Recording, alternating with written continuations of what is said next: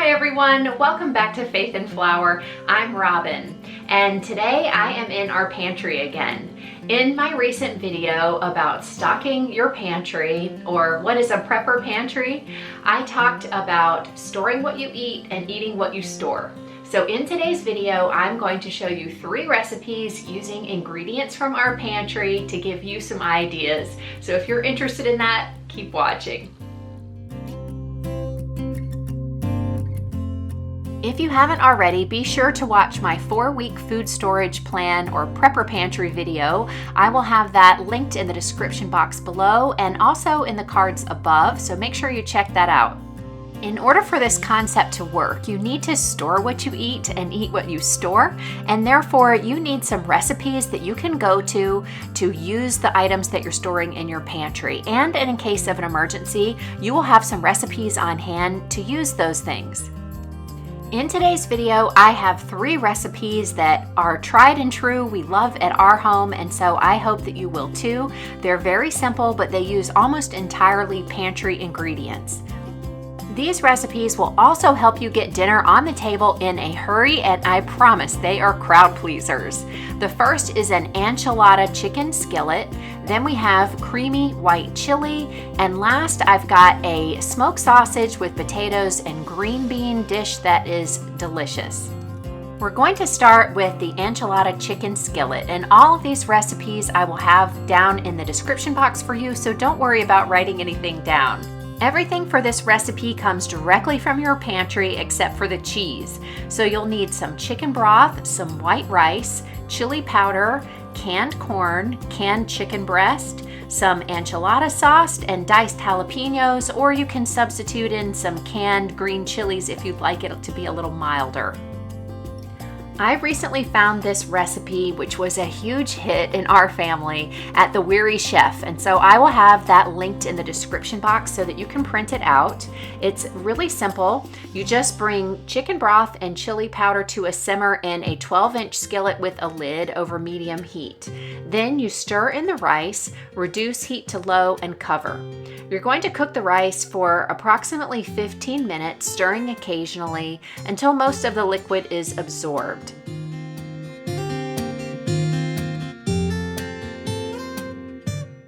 Then stir in the corn, chicken, jalapenos, and about half of the enchilada sauce. Replace the lid, return the heat to medium, and cook for about 5 more minutes until heated through. I used a green chili enchilada sauce that my family loves, but you can use a traditional red enchilada sauce. And if you have kids or someone in your family that doesn't like spicy food, make sure that you get an enchilada sauce that is mild, and also you can substitute some mild green chilies for the jalapeno peppers. This recipe has so many things going for it. It was very easy to make. It was ready in about 20 minutes, which is perfect for an easy weeknight meal. It tastes delicious. My family loved it. And I think you could modify it in so many different ways. I think adding black beans or some other type of bean would be great. You could make this a plant-based meal by swapping out the chicken broth for some vegetable broth and swapping out the chicken for the bean of your choice. It's such a great basic recipe that you can really make your own and modify in so many different ways. The possibilities are endless. After stirring the mixture well, sprinkle the cheese over the top.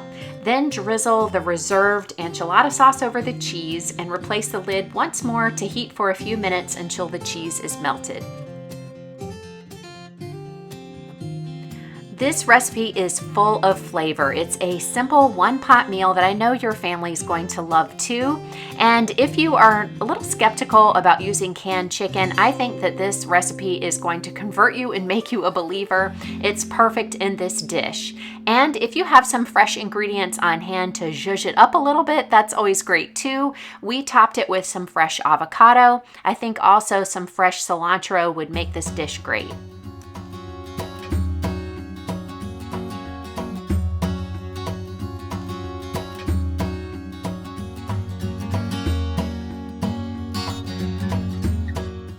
For this next recipe, we're going to head back into the pantry and use some of our dried beans. I'm using some dried Great Northern beans that I soak for about 4 to 6 hours, or you can use 2 cans of Great Northern beans, whatever you prefer. We're going to use an onion, some garlic, cumin, canned green chilies, a little bit of flour, and because we eat gluten-free, I'm using some rice flour, some canned corn, vegetable broth, and you can either use nut milk or whole milk, whatever you prefer. Then a little bit of salt and pepper, the juice of a lime, and if you want, you can top it with fresh avocado and cilantro. This is a recipe that I developed years ago. It's so easy, and it's definitely one of our go-to meals, especially as we head into the cooler months. I will have the full recipe down in the description box for you to cut and paste and print if you like. I'm going to show you how I make it in the Instant Pot because this is how I normally do it, and this is definitely the quick and easy, get it on the table fast version. But I have the conventional instructions in the description box too, so if you don't have an Instant Pot, don't worry about that. You can do it in a Dutch oven or whatever pot you prefer to make chili and things like that in. It will work fine. Set your Instant Pot to saute mode and cook the onions in the oil until they are tender, which takes about 8 to 10 minutes. Add the green chilies, garlic, and cumin. Then stir in your flour or gluten-free flour blend. I'm using just rice flour, anything that you prefer to thicken it. Add the corn and the pre-soaked or canned beans, then pour in the vegetable broth, being careful not to exceed the max fill line, and stir well. This is an 8-quart Instant Pot, so there's lots of room in mine, but I've actually made this exact recipe in a 3-quart Instant Pot, so whatever size you have, this recipe should work. Secure the lid, locking it into place, and be sure that the steam release valve is set to sealing. Turn off the saute mode and select pressure mode. Set the timer to 15 minutes. When the cook time is complete, release the pressure or allow the pot to naturally release its pressure. This takes an additional 10 minutes. And then remove the lid and pour in your milk. I have used nut milk in the past. That works great. Today I'm using whole milk. Adding the juice of 1 lime really brightens up the flavor of this, so if you have it available, definitely use it. It makes a big difference. Also, you can add additional salt and pepper to taste and stir well. One of the best things you can do to make these sort of pantry recipes a little bit brighter and vibrant is to add fresh ingredients if you have them. So again, I'm topping it with some avocado, some fresh cilantro would be great, and we absolutely love the chili lime seasoning that comes from Trader Joe's, so that's what I've sprinkled on top as well.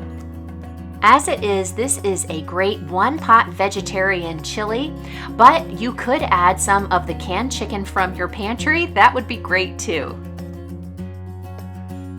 For this next recipe, I'm headed back into the pantry to grab some potatoes. And in my previous video, several of you commented that I should separate my potatoes and my onions, so I was happy to do that, and I appreciate the tip. This recipe for smoked sausage and potatoes with green beans came from Kristen over at A Mindful Mom. I will have the link for the recipe in the description box, so look for it there. This recipe may seem plain and basic, but it is so full of flavor, and this is probably my family's favorite out of the 3 that I'm sharing with you today. Again, this recipe has all of its ingredients from the pantry with the exception of the smoked sausage. So you'll need some olive oil, some minced onion, your smoked sausage, chicken stock, potatoes, canned green beans, and she called for Cajun seasoning. I'm actually using a seasoning blend that is local to my area, but I think some Old Bay would also be great. It would give this recipe sort of a low country boil flavor. This recipe was also written for the Instant Pot, but it would definitely work on your stovetop. You can follow all of the same instructions, just increase the cooking time enough to allow your potatoes to be tender. Set your Instant Pot to saute mode and allow it to heat up for a minute or 2. Add in the olive oil, sausage, and the minced onion. Saute for about 2 to 3 minutes or until the sausage begins to brown and the onions soften, and then turn your Instant Pot off.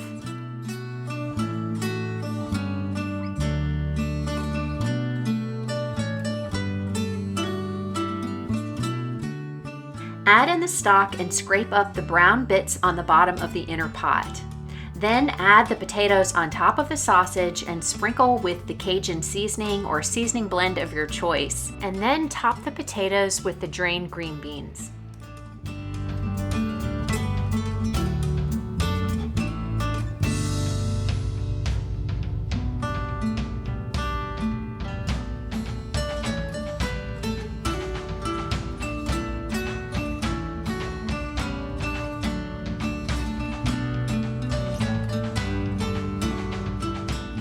Close the Instant Pot and then make sure that the pressure valve is turned to sealing. Select manual or pressure cook and adjust the cook time to 2 minutes on high pressure.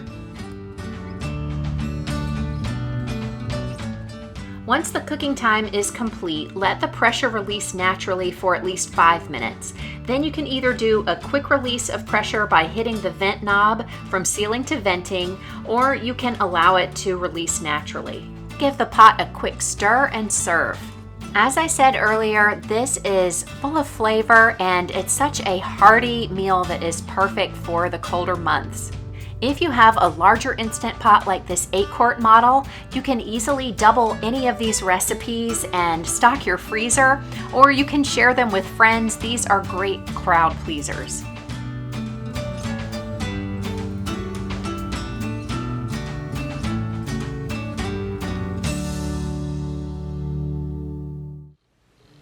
I hope you enjoyed today's video. If you did, be sure to give me a thumbs up.